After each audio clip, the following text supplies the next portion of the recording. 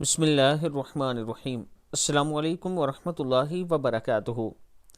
ان اذکار کے پڑھنے کا اہتمام کیجیے۔ اس کی کوئی تعداد مقرر نہیں ہے، آپ جتنا پڑھنا چاہیں پڑھ سکتے ہیں۔ کم از کم صبح شام 3 مرتبہ اس کو پڑھ لیا کریں۔ اسے اپنی زندگی کا معمول بنا لیجئے، بہت فائدہ ہوگا انشاءاللہ۔ پڑھنا کیا ہے؟ بسم اللہ الرحمن الرحیم۔ جزا اللہ عنا سیدنا محمدا بما ہوا اہلو۔